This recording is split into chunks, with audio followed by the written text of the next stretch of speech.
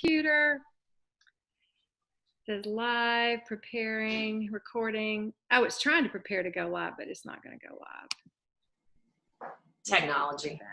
But we are recording. Okay, we're recording. Yay! All right. Happy Cinco de Mayo, right? It's I know. Are y'all going to get chips and salsa later? No, I'm actually just going to get some celery and some cream right after this. Celery and cream. Girl, you know how to party. I've always said, animal. I'm an animal. She's an animal. She knows how to party.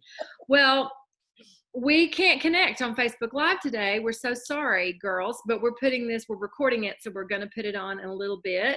But today I'm here. I'm Marcia, and we have Lisa Schmitz here in Indianapolis. Wave, Lisa. Hey, guys. And we have our special guest, Miss Carole Ford from down in Atlanta, Georgia. We are so thrilled to have you, Carole. Thank you. I'm trying to think how long we've known each other. It's probably been about 10 years, right? Yeah.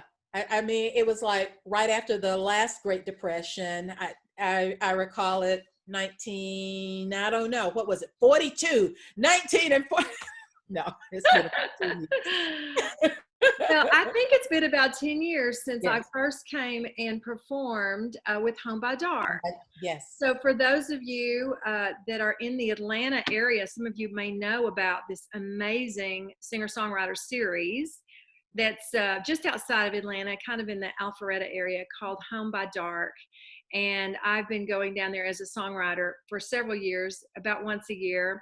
And Carole, I met her because she's one of the singers in the house band, but she's also an amazing singer-songwriter and artist on her own. Okay.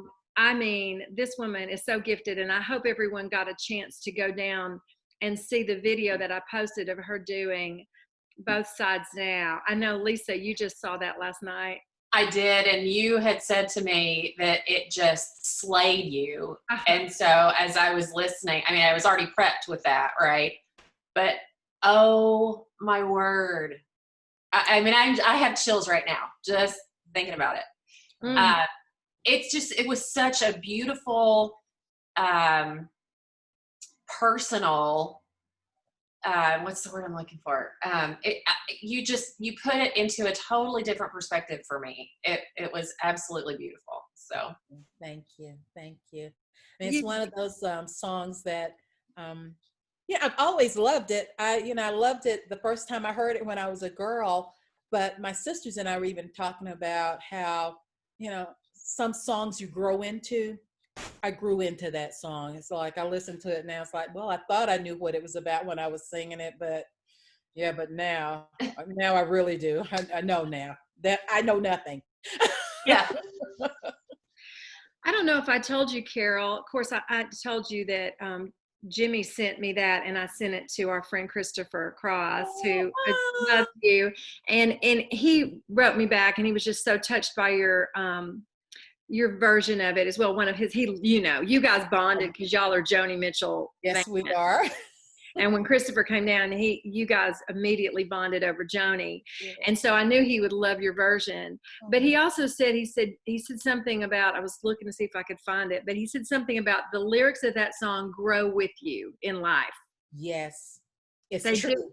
They do. Like they become deeper for you. And it's so beautiful. I mean, just a beautiful version. But I mean, you have some amazing songs that you've written yourself. You've even written a top 10 contemporary Christian song.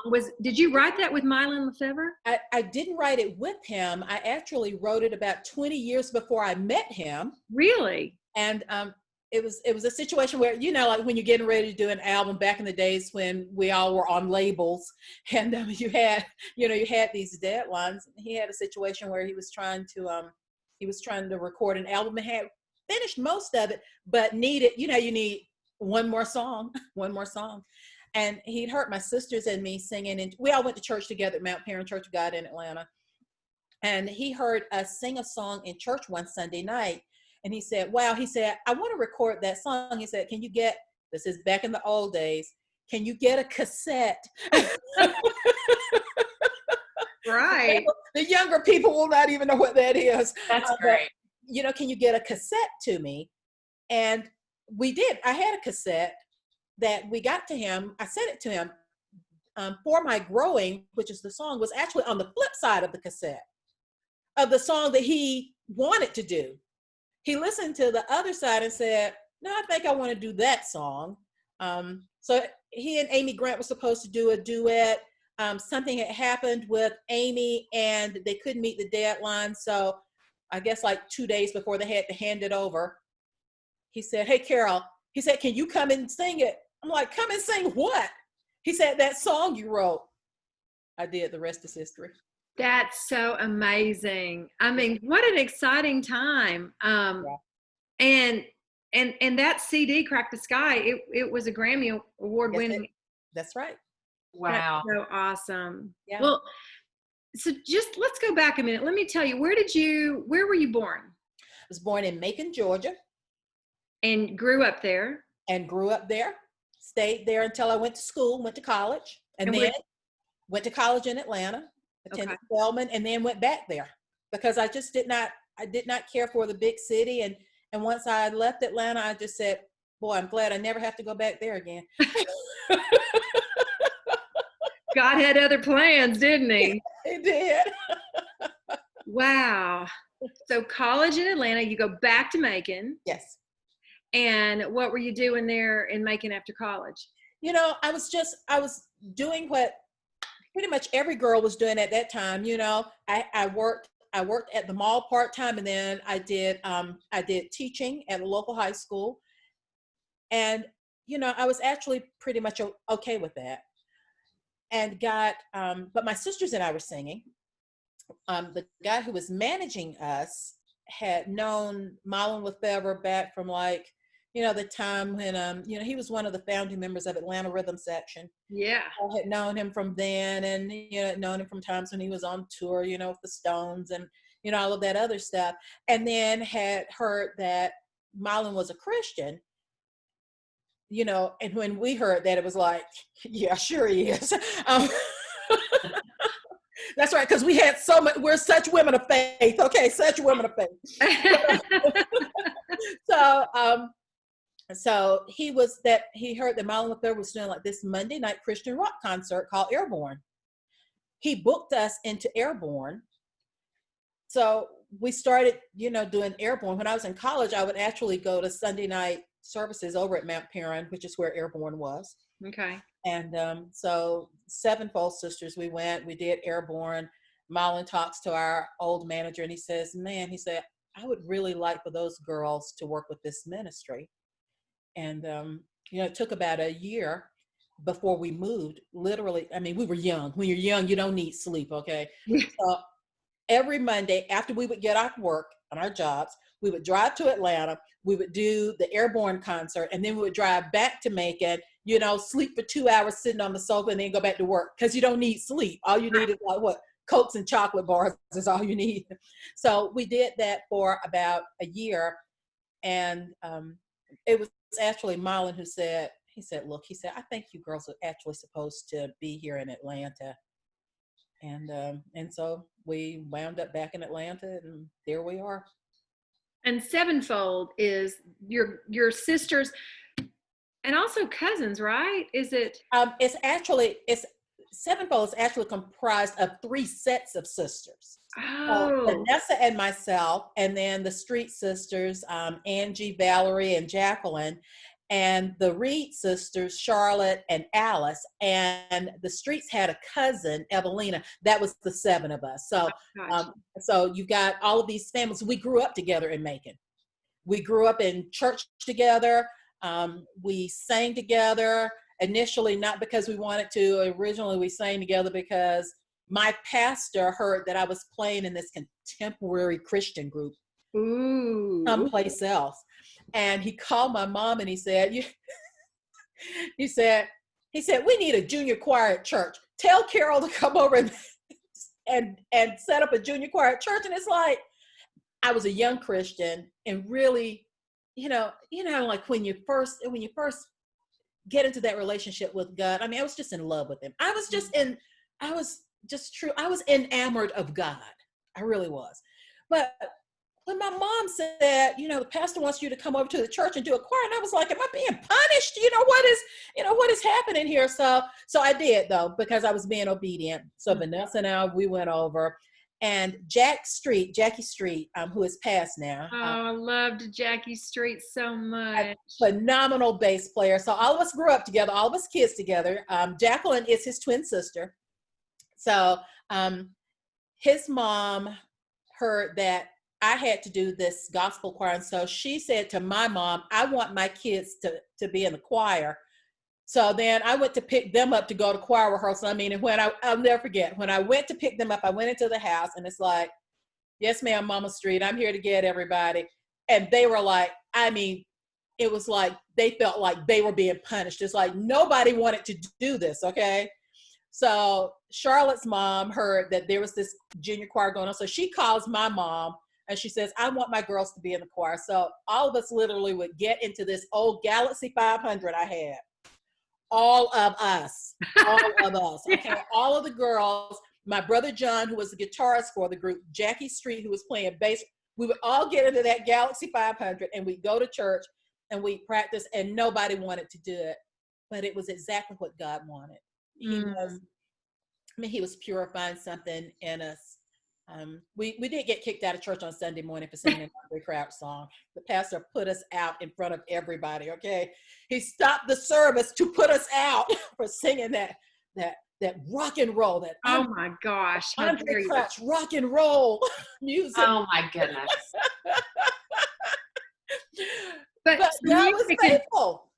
That always is, right? Yeah. So music and faith were part of your life, right? You don't ever remember those two things not being part of your life, right? Right. I grew up in a very musical family. My mom had a beautiful contralto voice. My siblings, all of my siblings are musicians and writers. My older sister, Sandra, didn't actually pursue it, but she was a wonderful choir director for many years.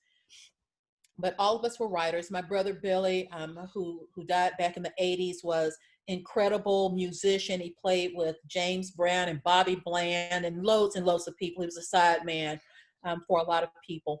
So music was always a part of our lives. The message of Christ was always a part of our lives. There is not a time I recall when my mother was not a Christian. So always there was the gospel. We had daily prayer. We had daily Bible study. Did we like it? Heck no, we didn't like it. Okay. but I'm deeply grateful for my mom's discipline in that. Mm-hmm. It was like, you don't have to like it, but you do have to know it so that at some point you get to make a decision for yourself about how you want to live with God. So I love that. She prepared us. She did not ever let us listen to any secular music. My mom only allowed us to listen to great hymns of the church, gospel music, and classical music. She did not allow any secular music. Wow. My dad, on the other hand, was a hillbilly. Okay. So it was from my dad that I developed this love of country music and real blues, the old guys, Lightning Hawkins, Robert Johnson, Lead Belly, all of those folks, as well as Hank Williams. Until the day my dad died, to him, there was only one Hank Williams, all right? Right. It was just senior. There was no Jay, right. That was it. So I'm very grateful. All of those things came together, in a great way for us. All of those things worked for us. By the time we began writing music, we had enough influences that were different, that we weren't bound by anything. We weren't bound by any songwriting rules. We weren't bound by anything. We didn't know enough. We didn't know that there were songwriting rules. So we just got to write whatever we wanted to write. My brother John was playing, he was playing Vivaldi on guitar when he was 11. Wow. Vanessa has always been able to sing any harmony with any song since she was like 5 or 6 years old, always. And Vanessa sight reads. I don't even read music anymore. I read charts, but I don't read music anymore. Vanessa still sight reads. So she's always been brilliant that way, always has. So that has always been a part of it. And I'm really glad. I'm glad for the music thing. And I'm glad that I had a mom who insisted that we read the Bible for ourselves. We could ask questions. She was not offended by any questions at all. I'm deeply grateful for that. I didn't become a Christian until I was an older teenager, but I had the information that I needed in order to make a decision. So you made that decision when you were a teenager. Yes, I did. And I kind of went through a rebellious stage. Since I couldn't really be rebellious at home. Yeah, right. You know, I'm a woman of a certain age, so no, we didn't do that rebellious thing at home where you talk back to parents and you don't talk to the hand and I'm not going to church because no. If I did not walk into church, I was going in a box. Okay, I mean that was just that was never an option. But I resisted that because I'd had some experiences with some church people, some unfortunate experiences. And I sort of judged God by some of his goofy kids. His goofy kids, I like that. They were really goofy, okay? They were really goofy. So I had, I judged God. I judged God for that. And I got to be honest, I was horrible to Christian kids when I was in high school. Junior high school in the early part, I was just horrible because, a lot of them, they really did love God. They didn't know as much about the word as I knew. So, they would be talking about God and I'd ask them for chapter and verse. And of course, they didn't have chapter and verse. And it's like, what kind of Christian are you? Don't you read that book? And it was just, I was awful. I was awful. And the thing that changed me, this is so funny. This is God's sense of humor. Do y'all remember the 4 spiritual laws? Okay, Campus Crusade for Christ was huge back in the day, okay? And they had this little gold pamphlet called the 4 Spiritual Laws. And one of their staff people was on campus one day and asked me if I wanted to come to their pre-class Bible study. And I laughed in her face. And I could see the others going, no, don't ask Carole. Don't, no. And so, so she handed me this little pamphlet. And I'm a Pentecostal girl. I went to Catholic school when I was little because there wasn't a Pentecostal school in my town. My mom just had to put me in the most strict place she could find to put me. So I did my time with the Sisters of No Mercy, okay? But I was reading this little pamphlet and literally it just said, God loves you and has a wonderful plan for your life. And just as there are physical laws that govern the physical universe, there's spiritual laws that govern our relationship with God. And law 1, this knocked me out. Law 1 was that God loved me and had a wonderful plan for my life. Every time I thought about laws, it had to do with punishment and, crossing every T, dotting every I.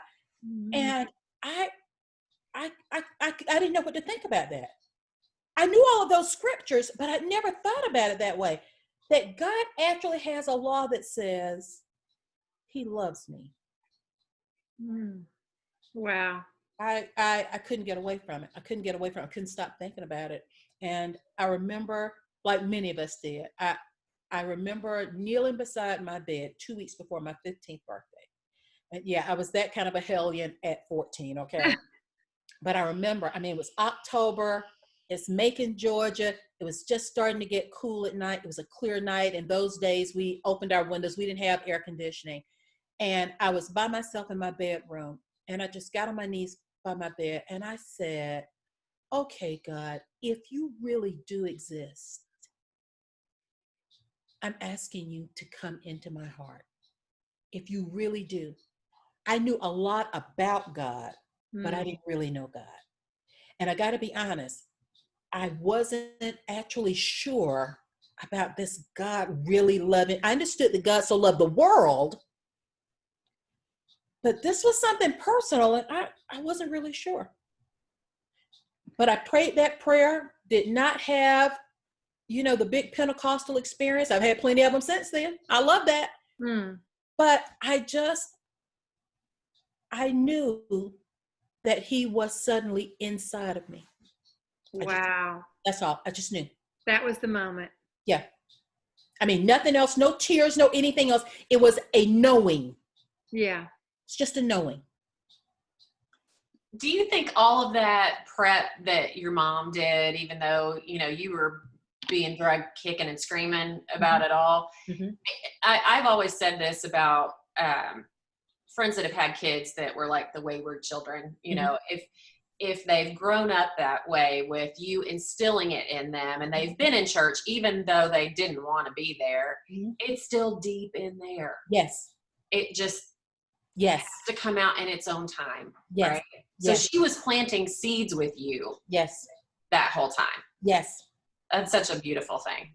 Yeah. I mean, truly smart woman. Her dad was a pastor, was a Baptist pastor. And he was a remarkable man. He wanted all of his daughters to be well-read and studied. And they all were, I mean, incredibly independent women, well ahead of their time, totally unafraid to ask the hard questions. And okay, even if they didn't have the answer right now, their faith, my mom and her sisters, my Aunt Amanda, I talk about her a lot, my Aunt Amanda, my Aunt Queen, that was not her given name, it was a nickname, but it was appropriate. Okay, I'll just say that. But these women had a faith in God that was not contingent upon circumstances. They grew up in Jim Crow South. Their dad, Papa, was born a slave. He was born 4 years before slavery ended. Wow. And his father, my great-grandfather, was actually the slave owner. And would not even allow him to be named until his white brothers came back from the Civil War. So until his brothers came back from the Civil War, they called him boy. His father would not allow them to call him anything else except boy. Wow. So he was ahead of his time and they were ahead of their time. Their faith was just not contingent upon circumstances. It didn't matter if horrible things happened that they did not understand. They trusted that God was still mindful of them, that God was still watching. And that's part of the reason that they were able to plant seed. Didn't matter if you were rebellious, if they knew you didn't want it, if you were aggravated, if you thought, how can they just be so into this Jesus stuff all of the time? It did not matter. Their faith was in the seed that they were planting. They knew that they were planting good seed. Yeah. Right. And that at some point it would produce fruit. Yeah. Well, and it sounds like too, they knew that they weren't the ones that were going to save you. Absolutely. Absolutely. And they didn't try. Yeah. They didn't try. I mean, there were rules. You had to, yes, we did go to church every time the doors opened. Yes, we did. And so did everybody else at that time. I mean, it was here. Lisa and I grew up going to the same Baptist church together as little kids. So well, there. And Carole, when you described loading up that car and taking everybody, Marcia rode in my Ford LTD station wagon on Wednesday night after choir practice a couple of times. In the back. How Joyriding. many people that y'all have in there? Well, she was in the very back. I think we had like 8. We would pile in as many as we could and then drive the strip. Yes. Yeah. We did. We did. I mean, and once a week we would go, we'd go to the DQ. Sonic. We had Sonic. Yeah. So I'm grateful for all of those things. I'm grateful for what I learned. I'm grateful that I learned that despite the fact that God's goofy kids can do, really bad, stupid stuff, God can even redeem that. Mm-hmm. I did go Taylor Swift on a lot of them. I've written about a lot of them in my songs. But I love it. But I also learned that I was not quite so perfect either. I also learned that I have done things. I'm not proud of this, but I've done things that have hurt people. I have misrepresented God. I've been impatient. I've been unkind. All of those things. So you kind of see that stuff with time. I realize now with some of those women, we lived in a time where some of those women had been married to men who had abused them for like decades, because at the time the church basically said, hey, if you're a wife, you're a helpmeet, which equaled, a doormat. So, just be abused for Jesus. Mm. And when I think back now, it's like, okay, I mean, the fact that they were still holding on to God, still coming to church, still, I have to show them some mercy. I have to show them some mercy. Mm. I mean, they were having babies every single year. I mean, they took that replenishing the earth thing seriously. Okay?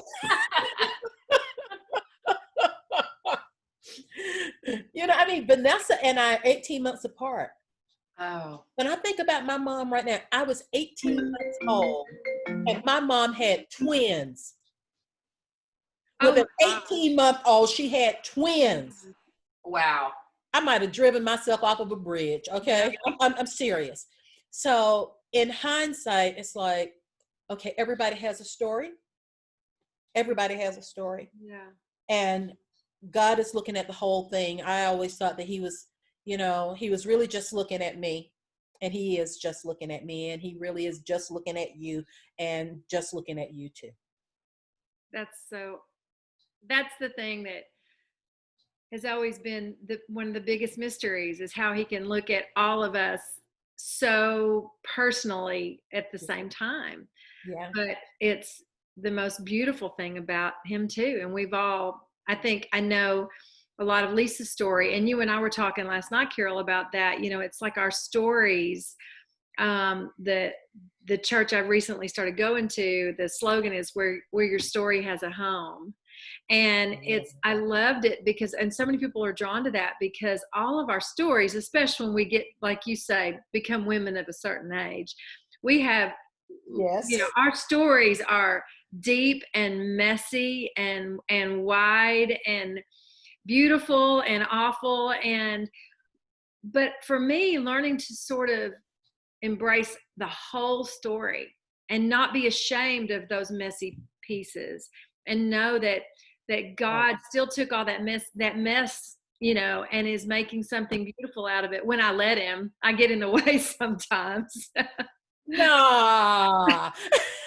Well, and that's where, with my family, our family verse is Romans 8:28, and my dad has instilled in all of us that there is one word that is the most important word in that entire verse, and it has only 3 letters, and it's the word all.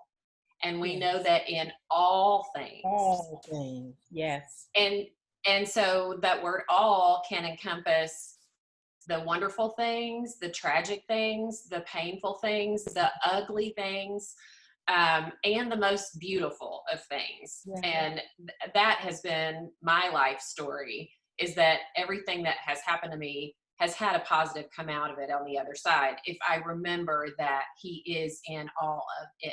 Yes. Yeah. So, I mean, and in reality, God has always worked this way. Vanessa was telling me, okay, there are 4 living siblings. There are 4 of us. My brother Billy is with the Lord, but 4 of us living. And over the past 3 years, we cared for my mom prior to her passing. And it was a really, really good situation. She did very well up until like the last few months of her life, and it became really, really intense. But prior to it becoming really, really intense, we just had sibling stuff going on. And I had a difficulty, shall we say, with my sister Sandra, my older sister Sandra, and I was just furious. So Vanessa and I are coming back from Macon to Atlanta. We would drive down every weekend to be with my mom. I would go down on Thursdays. I typically work 4 days a week, 4 tens. And then we'd drive back on Sunday evening. Coming back on Sunday evening, Vanessa and I would talk to one another in the car. She's driving her car, I'm driving my car, so that we can stay awake. And so I'm carrying on about how I just can't believe I have to deal with this with her. And why can't she understand? Who thinks like that? What color is the sky on her planet? I'm just going, on and on and on and on. And Vanessa prays this very annoying prayer. Vanessa is a very wise woman. She prays this really, really annoying prayer. Whenever she's in a situation where she is angry or hurt, or she's rarely incensed, because Vanessa's a peacemaker, but she prays, God, give me your perspective on this situation. So I'm really trying to bend, and then she's trying to bring God all into it and everything. So how dare she? Said, I know. She said, Carole, she said, you need to remember, she said that the first recorded murder in the Bible was between siblings. Oh, boom, Vanessa. Yeah. There's that. Yeah, there's that. And so God has dealt with messiness from the giddy up. Mm-hmm. He's dealt with messiness from the giddy up. I mean, can you imagine being in the garden every day and you are walking and talking with God every day? Everything is perfect, okay? You got it perfect. And then you screw up over something stupid. Can you imagine that? God had to put them out of the garden. I'm just grateful he didn't kill them, because I think I'd have just killed them, just made some more, okay? Right. Yeah. But as God was putting them out of the garden, he said to them, but I'm going to make a way to restore you back to the garden and back to me. Out of that mess, I'm going to make a way. I have someone coming who is going to bruise the head of that serpent. I've got it. I've already got it lined up. He's always dealt with that. He's always dealt with messiness. Always. Okay. I mean, when you think about Rahab, okay, who is in the lineage of Jesus, this girl was hooking. Yeah. Right? I mean, Yeah. she was. She's probably just doing what she's got to do. Girls got to do what a girl got to do. Like any number of other working girls just trying to work her way through college. Okay, I mean, but I'm just saying. Well, and think about how we experience things like that in today's society. Like if we were living back then, the perspective was probably different, but yet so much the same. And I know I can show no mercy to some people, and then I get it right back in spades, and I'm like, oh, okay, I got to bring myself back, Yeah. But it's hard. Mm-hmm. Well, it is for us because we don't have the same first law that God has. God's first law in the 4 spiritual laws is that God loves us. That's rarely our first law. Our first law is something else. Our first law is I love me, or or I'm caring about me, or it's the me channel. Yeah. But God so loved. I mean, that's how Jesus got into this thing, was because God so loved. His first law is that God loves us. Yeah. And I think trying to believe that. Oh, yeah. Believing that, that's what I see a lot of people struggling with. They can't believe that simple truth, that, because I think a lot of people are dealing with, and I say people, but I know women in general are dealing with so much guilt and shame and from the messiness of their past. Because like Rahab, I mean, I'm not saying I ever hooked, but I'm just saying I messed up a lot. And like I said, we don't know what other people do sometimes in times of stress and crisis, and what they have to do. And I mean, you're seeing it even now, like in this stressful time with the pandemic. Yeah. And you're looking, I admit, I look at people and I'm like, what are they thinking? Why are they doing that? But I don't know their journey. I don't know their shoes. I don't know what's led them to make this decision that they think is right for them. Yeah. Yeah. But God does. God knows everything. It's taken me a long time to believe that he's gonna love me no matter all that other stupid things I did. Yeah. I kind of think that this time, even though there's so many people that are struggling with it, like, how could God let this happen? You know, does God even exist? And all that. For me, it's been just confirmation of what I know.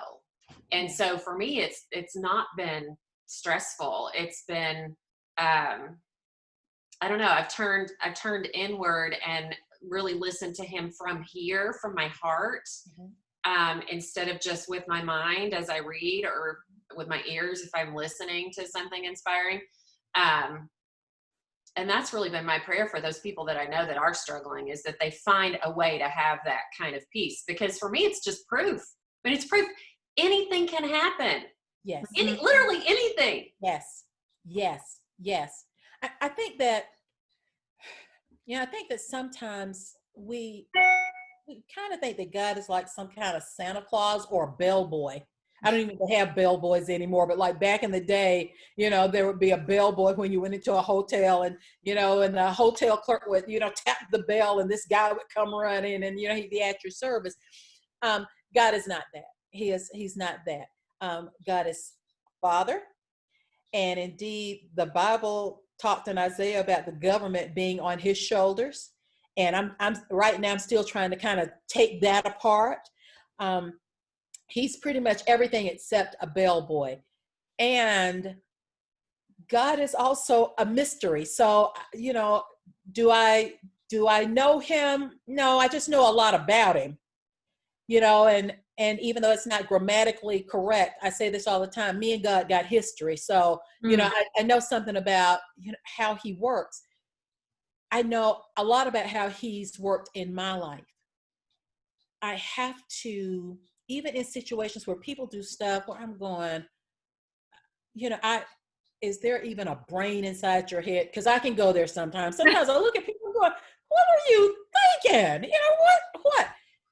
But God knows what they're thinking, because he's looking at the entirety of their lives. He's looking at birth to death. He's looking at all of it at one time, because he's outside of time. He can just do God stuff like that. He can do magic stuff like that, So he's looking at all of it. He knows that sometimes when we're dealing with people who are bullies, they're afraid.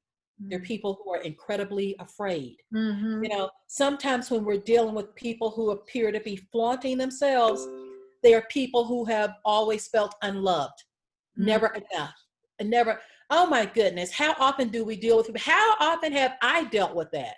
That, I'm just not good enough because I don't fit that mold. I don't, all of my sisters are, they're all beautiful women, but they're all like beautiful sort of, thin, fashionable women. And that was just not me. I was a chubby girl who wrote the songs and played piano. And, literally, I was a chubby girl with a guitar, and they went from a guitar to a piano. And it's like, I was not that.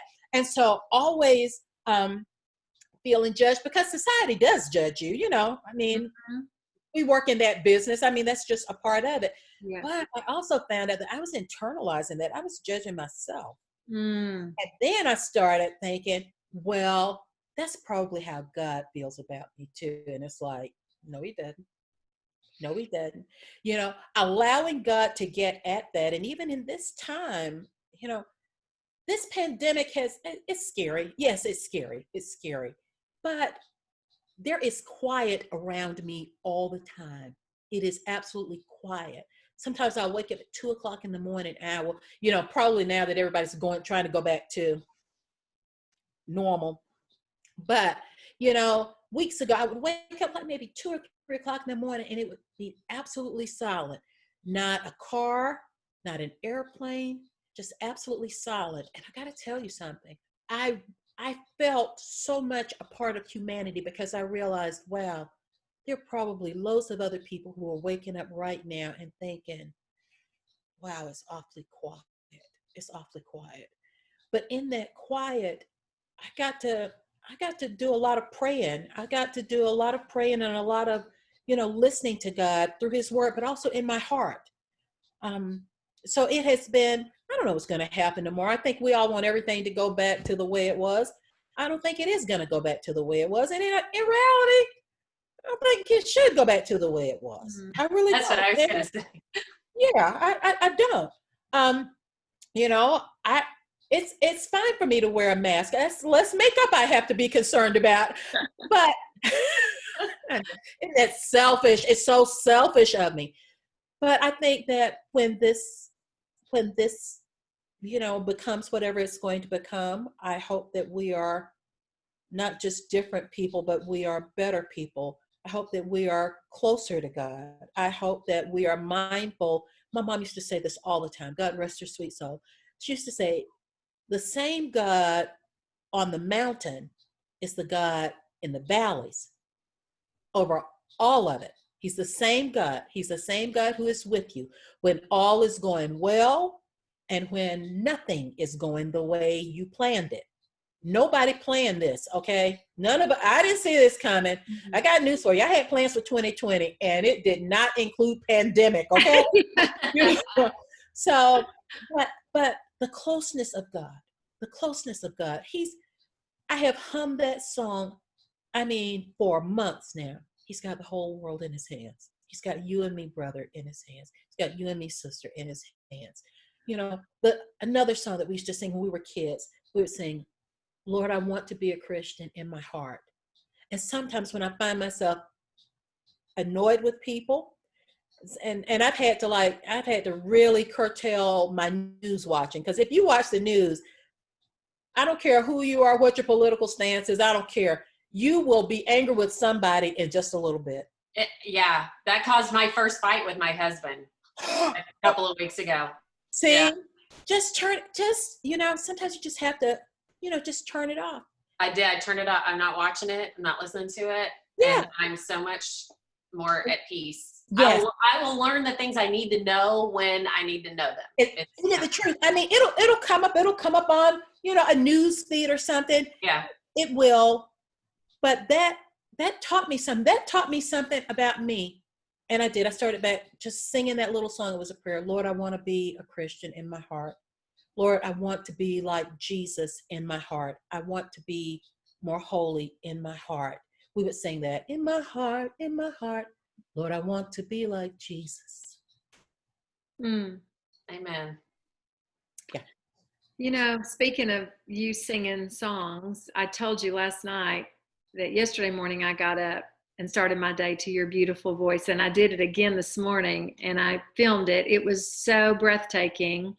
There's a version of you and Vanessa singing with Jim Hedinger on piano. And Jim sent it to me a couple of days ago. Lord just must have prompted him to do it. I don't know why he did it, but he just said, have you heard this? And he sent it to me. And it's you guys doing that beautiful hymn, 'Tis So Sweet to Trust Jesus. It's my favorite hymn. And 2 mornings in a row, I've gone out there with my coffee and listened to you sing that beautiful song, 'Tis So Sweet to Trust in Jesus. And you know how we were talking about both sides now, how you hear something and a lyric pops out, that you've heard your whole life. And all of a sudden it just comes different. And the line that popped out at me this morning when you were singing it was, Jesus, Jesus, how I trust him, how I've proved him, or. And that line, I started thinking about, what does that mean? How I've proved him, or.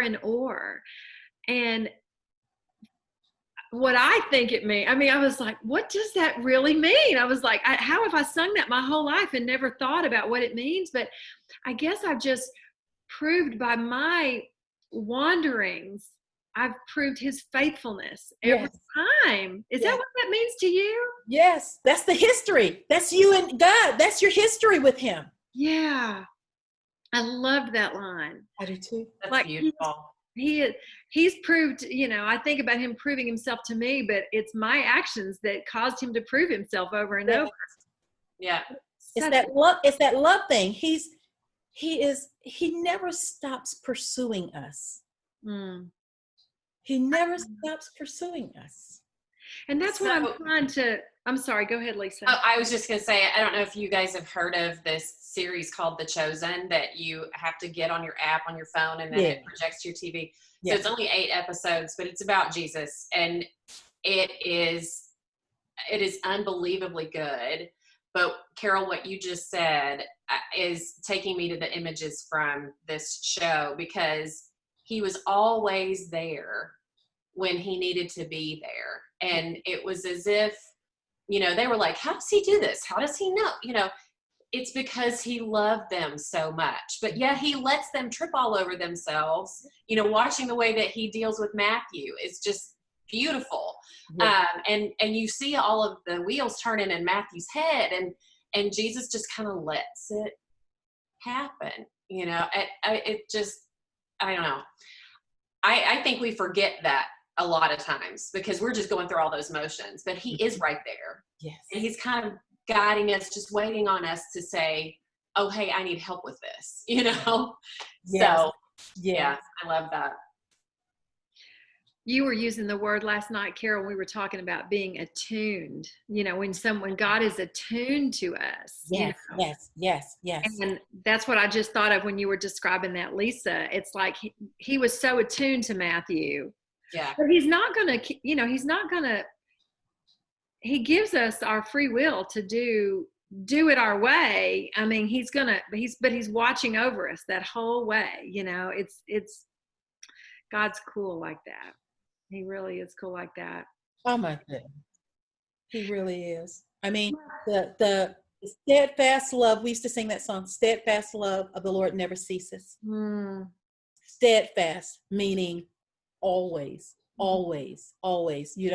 I can be, I won't say that I can be unstable and, we grow into some things, but, I've had my flighty periods. I don't know if people say that anywhere except the South, but, I was flighty as a kid. I really was. But God was faithful. When I look back, there are a lot of, I've had hard things happen to me in my life. I've had a couple of really bad things happen to me in my life. But I have never been deserted by God. I mean, in the worst times, I mean bad stuff that happened, didn't do anything to deserve it, but it happened, because bad stuff, I wasn't a good person, but I'm just saying bad stuff can happen to people who, didn't deserve it. Yes. But he has taken even that.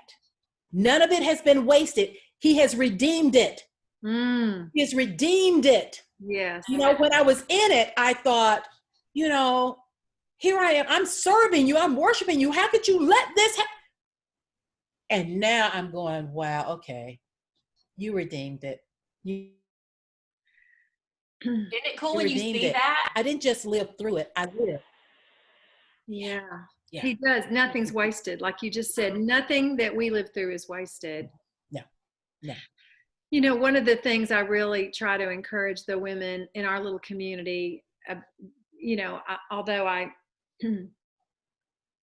think religion I'm not saying religion doesn't have value. Religion has value, but I want people to learn that it's about the relationship. It's about connecting with our Creator, the one that created us. Yeah. And I've become a fan of Richard Rohr, and there was a quote that I saw the other day that said, religion should be understood as only the fingers that point to the moon, not the moon itself.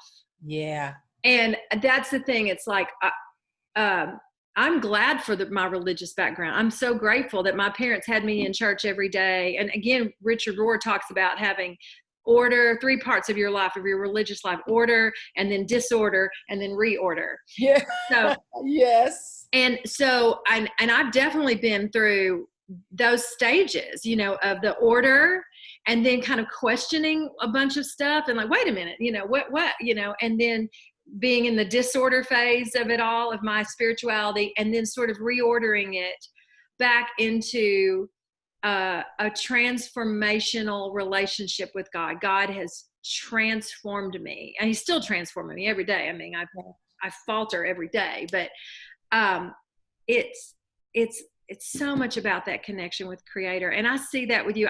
The minute I met you, Carole, I just went, that girl has got the connection. She is connected. And And I just, everyone that meets you just is so drawn to you. And I know it's because you just care. You are just the light of Jesus. Everybody sees it. You are just so special to me. I'm so grateful for you. I love you dearly. I thank you. I thank you for saying that. The biggest thing that I want to make sure that I do not do is get in the way of Jesus. Because here's the truth. In this life, I mean, because we're in a fallen world, broken world, beautiful world too. It's beautiful, but fallen and broken. And so we do have an adversary, we do have an enemy, and he will work through situations and circumstances to beat us up and tear us down on an ongoing basis. I know that the enemy is going to come to each of you at some point, hopefully not too soon, but in the next year, he's going to come to you with and remind you of something that, for instance, something that somebody said that was hurtful. Maybe it was last week, maybe it was 20 years ago. Because he's going to use that as a stick to beat you down. Because he's always looking for a stick to beat you with. I want to make sure that he can never use me as a stick. When he's looking for a stick to beat you with, that it won't be me. I've been a stick in the past, okay? I know that I have. I didn't mean to be, but I was. So the biggest thing I want to do is not get in the way of Jesus and somebody. I would love to be able to point someone to Jesus. I would love that. I would love to be able to say, when you don't have any faith, I would love to be able to say, okay, my dad would do this. When I had times when my faith was I just feel like I didn't have any faith. My dad would call and he would say, you go to sleep tonight. He would say, this will be my sleepless night. I'm going to pray. You sleep. I want to be that. I want to be that. When you are just through, when you are just finished, you just got nothing left. I want to be the one to say, it's okay. I'll have faith for you tonight. I want to be that. I think that that's how we all kind of help to walk each other. I saw someone writing, it might have been Richard Rohr, I'm not sure, that said, we are all just walking one another home. Yeah. That's right. And so that's what I want to do, because I've been on the receiving end of that. You've done that, Marcia. You've done that. Both of you ladies have done that with your this Facebook Live, this podcast. There were so many times when that was like the only real connection that I had. I was battling, and I would listen to y'all on Tuesday nights, and sometimes I'd be working, I'd have to go back and listen to the recorded broadcast, and it would be like, okay, I'm connected to God right now through them. I'm so glad that we've served you in that way. And that's what this ministry really is about. It's connection with God, connection with each other, and connection with ourselves in a healthy way, understanding ourselves. And so that's what these little Facebook Lives are trying to do. Just help us stay connected, especially in this horribly unconnected time where it's so, nobody. Yeah. Oh, it's awful. Yeah. Well, I'm going to end with, I always have a couple of questions for you. I just want to end. Not a math question, is it? Not a math question. It might be. It might be a math question. Okay, so you are my sister then. You don't do math in your head. I don't do math. Yeah. I actually love math. I just hate those questions. I hate word problems. I actually love math. That's so funny. No, this is going to be, then this is going to be tough for you. No, this is going to be okay. First of all, number one, this can be serious, this can be silly, whatever, but what is your favorite thing in the world right now? Your favorite thing in the world? Okay, it's not necessarily good for me, okay? I just like it, okay? I like sweet peas, or we used to call them garden peas back home. And rice. Sweet peas and rice. I just like it mixed together. Do not ask me why. I have no idea why. And I feel like everybody's saying that girl ain't got a life. If that's her favorite thing right now, She got a life. But I mean, you know, all my kids are grown now, have a husband. So y'all just cut me some slack, all right? Hey, it's the little things. If that makes you happy, if you sit down and watch your TV with the sweet peas and rice, A bowl of sweet peas.